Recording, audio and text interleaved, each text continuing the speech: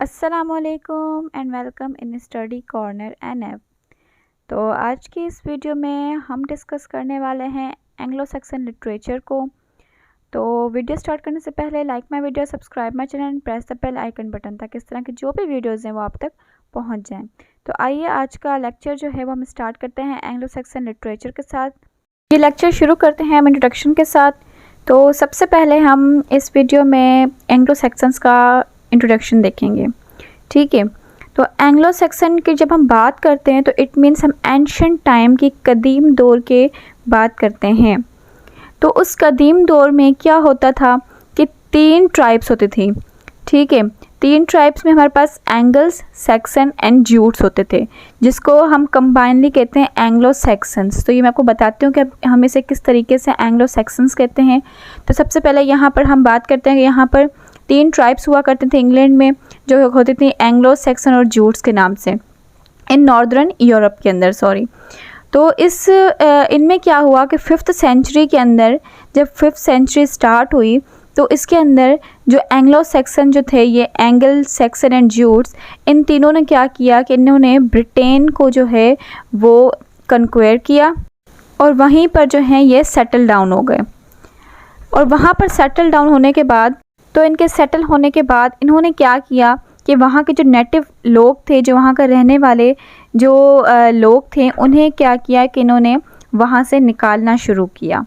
तो वहाँ से जब इन्होंने वहाँ पर वेल्स और स्कॉटलैंड से जब इन्होंने उन लोगों को निकाल दिया, तो फिर उन्होंने ये सारा जो आइलैंड था वेल्स और स्कॉटलैंड का, ये इन्होंने आपस में जो है वो डिवाइड कर दिया। तो एंगल सेक्शन जो थे ये वहाँ पर, अब यहाँ पर जब इन्होंने ये सारा कुछ जो है वो आपस में डिवाइड कर लिया इस पूरे जो है आइलैंड को, तो यहाँ पर जो है इन्होंने इस पूरे को आपस में 3 जगहों पर डिवाइड कर दिया। मतलब यहाँ पर 3 ट्राइब्स थी, एंगल सैक्सन और ज्यूट्स। तो इस तरीके से जो है इन्होंने आपस में 3 जो है इनकी डिवीज़न कर दी। तो इसमें जो सबसे पहले जो थी एंगल्स जो थे, उन्हें ईस्ट मिडलैंड का जो है वो हिस्सा मिला।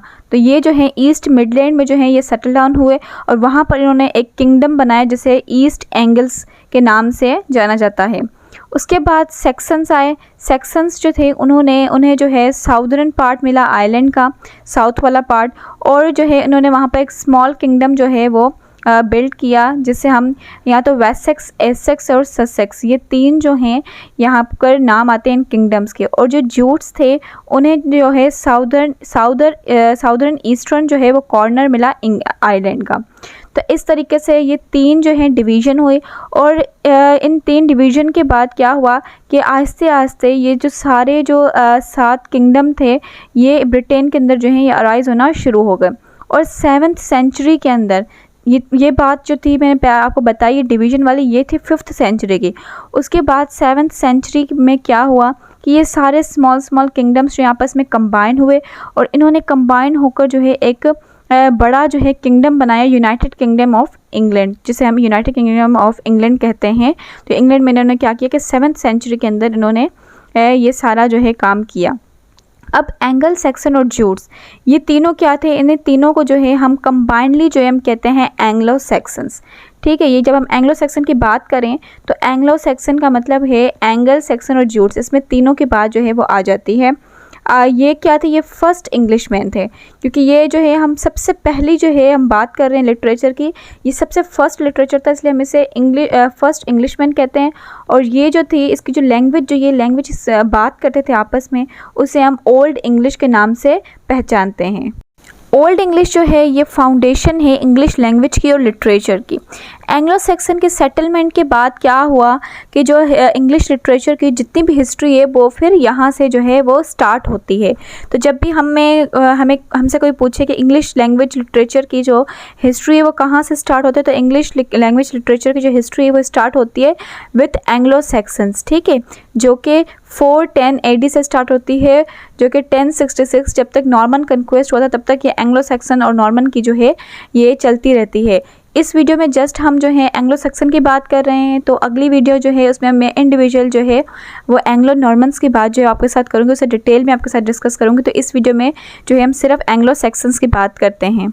ये तो था एक शॉर्ट इंट्रोडक्शन एंग्लो सैक्सन्स का। अब हम आते हैं इसके लिटरेचर की तरफ।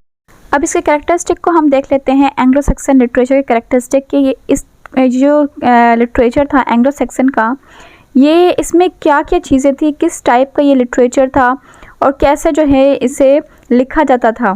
तो एंग्लो सेक्सन लिटरेचर, जिसे हम ओल्ड इंग्लिश लिटरेचर भी कहते हैं, ये क्या था, ये एक वर्स लिटरेचर था और ये ओरली जो है वो पास किया जाता था बाय माउथ। अब क्या होता था कि उस टाइम जो है ये लिखने विखने का और रिटन फॉर्म का जो है ना वो दौर नहीं था। उस टाइम क्या होता था कि जितना भी लिटरेचर होता था वो जो लोग होते थे वो बाय माउथ जो है ओरली जो है वो एक दूसरे मतलब जनरेशन टू जनरेशन जो है उसे पास करते थे। तो इस तरीके से जो है इनका लिटरेचर जो है वो आगे बढ़ता था। इस दौर के जितने भी क्रिएटर्स थे जिन्होंने ये सारा जो लिटरेचर है ओरल फॉर्म का, ये जितने भी इसके क्रिएटर थे वो सारे क्या थे, अननोन थे। मतलब जिस तरह उनके नेम जो हैं वो हमें आज भी नहीं मिलते हैं, काफ़ी जो हैं वो अननोन हैं।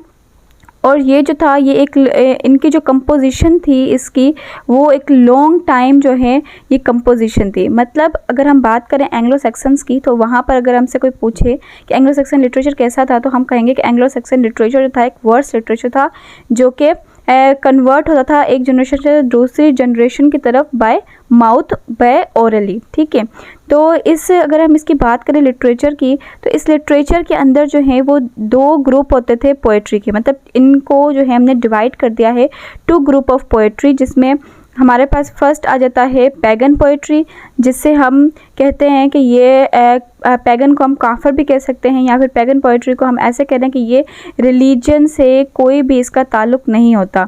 ठीक है, तो पैगन पोएट्री हम कहते हैं कि ये बिल्कुल ही डिफरेंट होती है, इससे रिलीजन का किसी चीज़ का कोई भी ताल्लुक नहीं होता है। एक पैगन पोएट्री थी और दूसरी थी इसके अंदर हमारे पास रिलीजियस पोएट्री।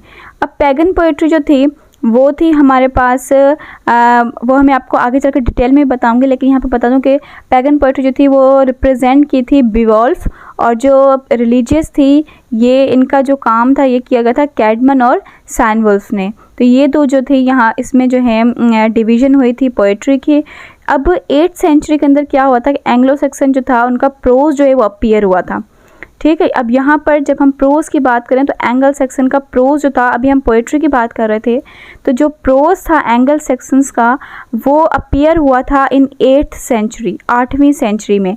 जब 7th सेंचुरी की हमने बात की थी तो 7th सेंचुरी में जो था वो हमारे पास यूनाइटेड किंगडम ऑफ इंग्लैंड हमारा जो है वो अपीयर हुआ, और उसके बाद क्या हुआ कि 8th सेंचुरी के अंदर जो है वो प्रोज की अपीयरेंस शुरू हो गई।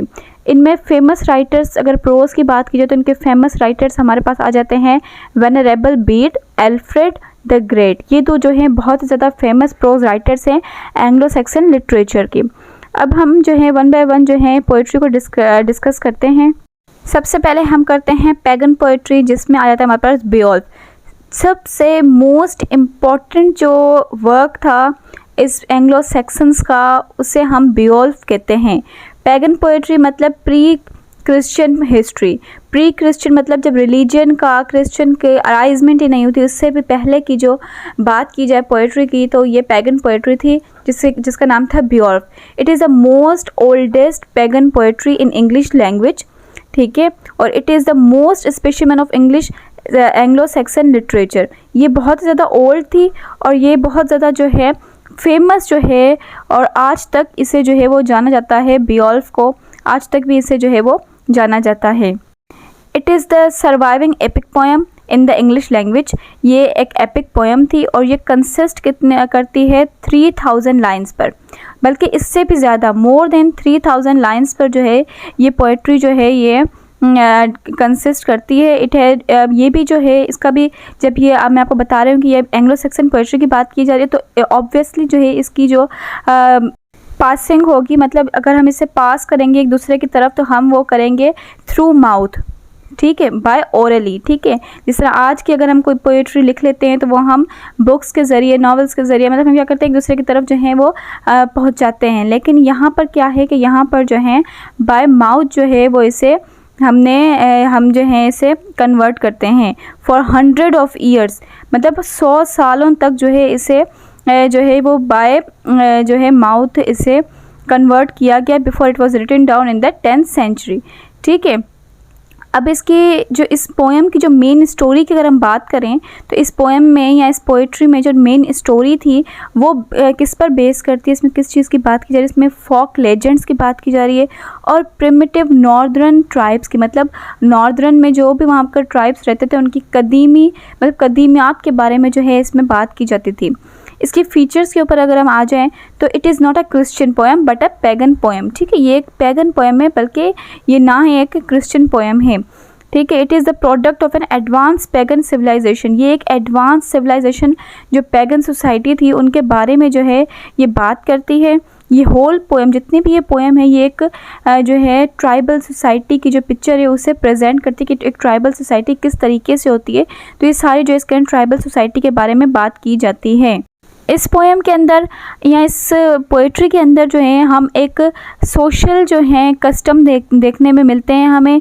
It helps a lot when we study the primitive society of Europe. जब भी हम एक प्रिमिटिव सोसाइटी के बारे में अगर हमें स्टडी करनी होती है, बहुत ज़्यादा जो है ये हमें मदद देती है ये पोएम, अगर हम इसको पढ़ लें तो। और प्रिमिटिव सोसाइटी किस चीज़ की? यूरोप की प्रिमिटिव सोसाइटी। तो ये जो पोएम है ये ग्रेट सोशल सिग्निफिकेंस रखती है हिस्ट्री के अंदर। अगर हम इसके फीचर्स की बात कर लें तो ये पोएम, इस पोएम के अंदर मतलब स्ट्रॉन्ग स्ट्रेसेस जो हैं और जो है उसका जो है वो बात की जाती है कि इसमें जो है यूज़ हुए हुए हैं स्ट्रॉन्ग स्ट्रेस। ठीक है, और इसमें कंसोनेंट हुए हुए हैं जो कि इस पोएम की हर एक लाइन के अंदर जो है वो वाज़े तौर पर हम देख सकते हैं। हर एक लाइन जो है वो डिवाइड की गई है 2 हाफ्स में और जो ईच हाफ है वो जो है 2 हैवी स्ट्रेस के साथ जो है वो बनता है। सेकंड, अगर हम इसकी बात की जाए तो यूज़ ऑफ एलिट्रेशन, इसके अंदर जो है एलिट्रेशंस की बहुत ज़्यादा जो है वो यूजमेंट हुई हुई है। ये एक इसका नोटेबल फीचर है इस पोएम का या इस पोइट्री का। तो इसके अंदर 3 स्ट्रेस लेवल्स जो हैं वो उनको इस तरीके से अरेंज किया गया है हर एक लाइन के अंदर कि हर एक लाइन में एलिट्रेशन जो है वो बनता है। उसके बाद अगर हम लास्ट की बात की जाए तो इसमें काफ़ी ज़्यादा मेटाफर्स जो हैं वो यूज़ किए गए हैं इस पोएम के अंदर, जो कि काफ़ी ज़्यादा हेल्प देते हैं इस पोएम के अंदर हर एक लाइन के अंदर हर एक मीनिंग को जो है वो समझने के लिए। तो इसकी ये फीचर्स थे, ये इसकी इंट्रोडक्शन था, मतलब थोड़ा सा हमने ऐसे डिस्कस किया इस पोएम को। ज़्यादा कुछ करने की इतनी कोई नीड है नहीं, तो हमें जस्ट इतना ही जो है हमें पता चल जाए कि इसके अंदर क्या क्या फ़ीचर्स हैं और ये पोइट्री होती किस टाइप की है। तो ये थी बियोल्फ पोइट्री। अब हम आते हैं रिलीजियस पोइट्री की तरफ। रिलीजियस पोइट्री की अगर हम बात करें तो रिलीजियस पोइट्री के अंदर 2 ऐसे नाम जो हैं वो आते हैं जो कि बहुत ही ज़्यादा फेमस हैं, जिसमें एक है कैडमन और एक है सैनवुल्फ। तो ये जो 2 जो पोइट हैं ये काफ़ी ज़्यादा फेमस है और इनकी जो जितनी भी जो वर्क है वो मोस्ट फेमस है और इसे हम रिलीजियस पोइट्री के नाम पर जाना जाता है, क्योंकि इसमें जो है इनकी पोएम्स के अंदर या इनकी पोइट्रीज़ के अंदर जो है वो सिर्फ और सिर्फ रिलीजियस से रिलेटेड जो है वो चीज़ें हैं। सबसे पहले हम डिस्कस करते हैं कैडमन को। कैडमन जो था वो एक बहुत ही फेमस जो है रिलीजियस पोएट था इंग्लैंड के अंदर और इसे हम फादर ऑफ इंग्लिश सॉन्ग्स भी कह सकते हैं।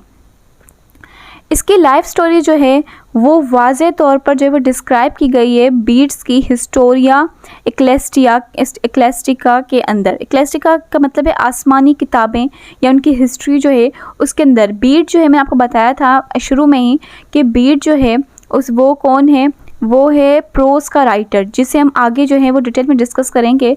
तो उसकी एक बुक है, उसके अंदर जो है इसकी कैडमन की जो है पूरी लाइफ स्टोरी जो है वो उसमें डिस्कस की गई है।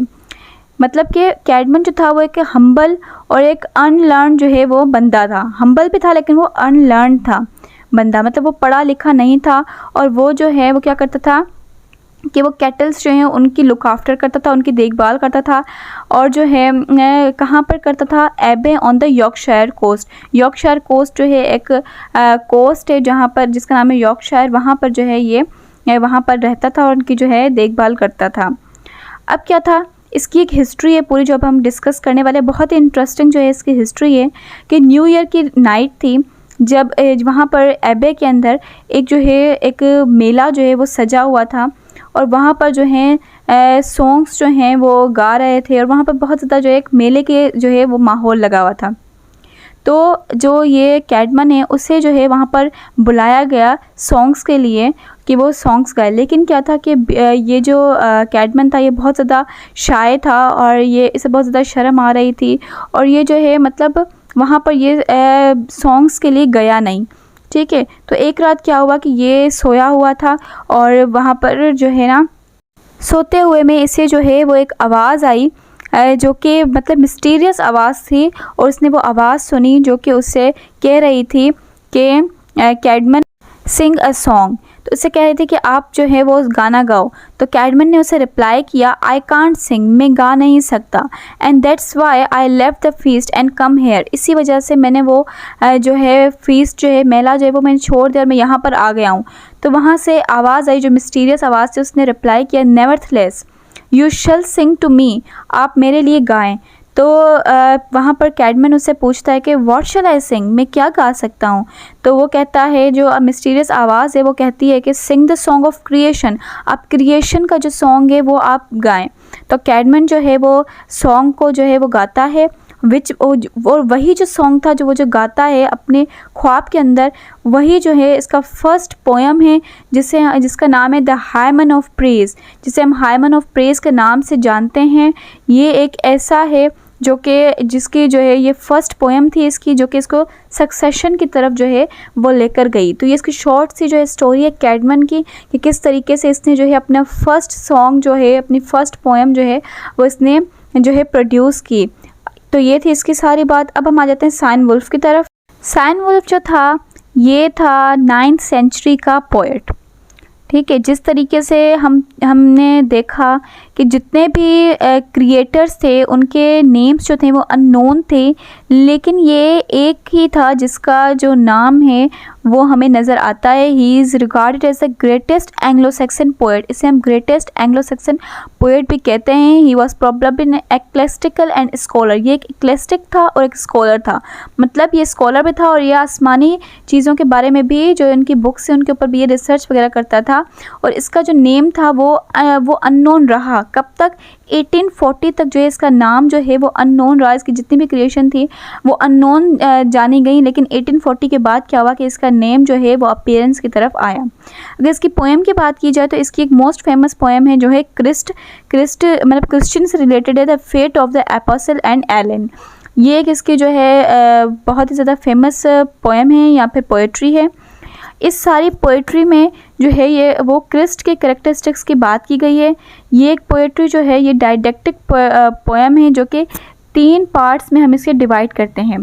फर्स्ट पार्ट इस पोएट्री का जो है वो सेलिब्रेट करता है नेटिविटी को, सेकंड पार्ट जो है वो डिस्क्राइब करता है एक्सेशंस को, और थर्ड जो है वो डील करता है डोम्सडे को।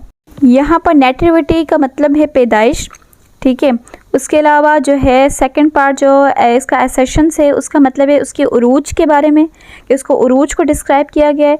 और थर्ड पार्ट में जो डोम्सडे की बात की गई, ये क़यामत का दिन, मतलब क़यामत की चीज़ों के बारे में जो है ये इसमें डिस्क्राइब किया गया है। तो ये फुल ऑफ जो है क्रिश्चियन पोएम है और फुल ऑफ जो रिलीजियस पोएम है। और जो है साइन वुल्फ जो है उसने इस पोएम के अंदर जितना भी इसका सब्जेक्ट मैटर है वो इसका चर्च से मतलब चर्च से जो है वो रिलेटेड है।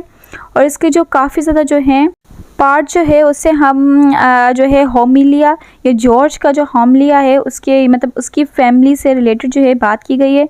और जो है इस पोएम में जो है वो क्रिश्चियन की या क्रिस्ट की जो है डीप लव के बारे में बात की जा रही है। और इसमें जो है काफ़ी ज़्यादा जो है वो वर्जिन मैरी की जो है वो भी बात की गई है। तो ये एक रिलीजियस पोएम है जिसके अंदर ये सारी चीज़ें जो हैं वो इनकी जो है हम इसमें बात करते हैं।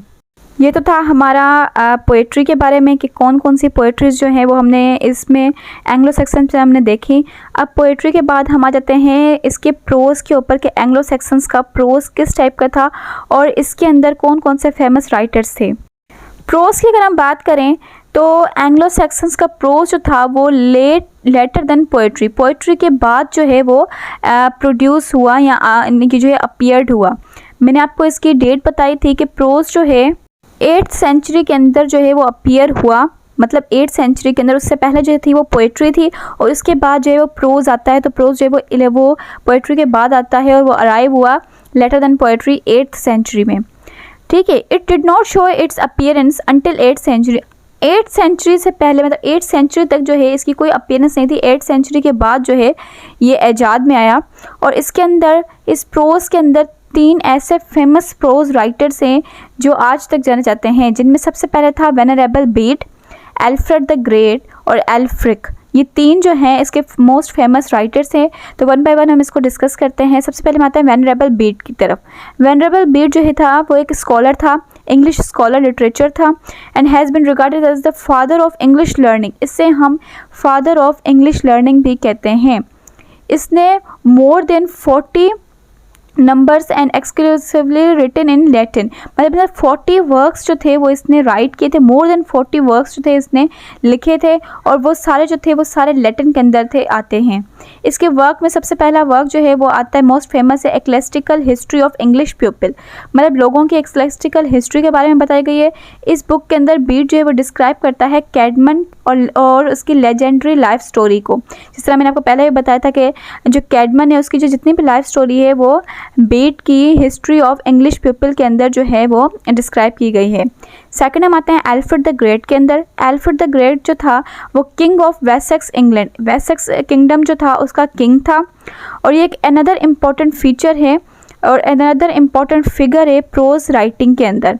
ठीक है, तो इसे जो है हम ये जो है बहुत अच्छे से ट्रांसलेटर भी माना जाता था, क्योंकि इसने काफ़ी ज़्यादा जो है वो चीज़ों को ट्रांसलेट किया था। इम्पॉर्टेंट जो है लैटिन वर्क्स को जो है इसने इंग्लिश के अंदर जो है वो ट्रांसलेट किया था। इसमें जो इसकी मोस्ट इम्पॉर्टेंट जो वर्क है वो है एंग्लो सैक्सन का क्रॉनिकल्स, जो कि इसका मोस्ट इम्पॉर्टेंट जो है वर्क है इसके अंदर, और ये जो था एक बेस्ट मोनूमेंट था ओल्ड इंग्लिश प्रोज के अंदर। थर्ड अगर हम बात करें एल्फ्रिक की, तो ये भी इन तीनों की तरह इम्पॉर्टेंट फिगर है एंग्लो सैक्सन लिटरेचर की। ये एक क्लर्जी मैन था, और ये जो था इसने नंबर ऑफ रिलीजियस वर्क जो था इसने प्रोड्यूस किया था ग्रीक के अंदर और लैटिन के अंदर। मतलब इसने जो है इंग्लिश के अंदर कोई कंट्रीब्यूशन नहीं की, इसने ग्रीक और लैटिन के अंदर जो है इसने लार्ज नंबर ऑफ बुक्स और रिलीजियस वर्क जो है इसने कंट्रीब्यूट किए। इसके वर्क के अंदर जितनी भी चीज़ें थी वो लाइटर थी, क्लियर थी, और मोर म्यूज़िकल प्रोज जो था इसने प्रोड्यूस किया।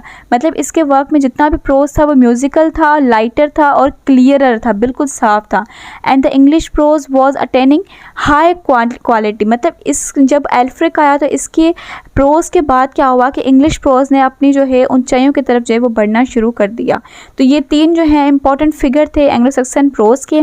तो आज की वीडियो आई होप आपको समझ आ गई होगी, और if you have any confusion regarding this lecture you can comment in comment section box, I will solve your query. तो आज के लेक्चर में इतना ही काफ़ी है एंग्लो सैक्सन का, क्योंकि ये बहुत बड़ी वीडियो हो जाएगी। तो नेक्स्ट वीडियो में इंशाल्लाह आपके साथ जो है एंग्लो नॉर्मन्स की हिस्ट्री जो है वो मैं डिस्कस करूँगी बहुत ज़्यादा डिटेल के अंदर।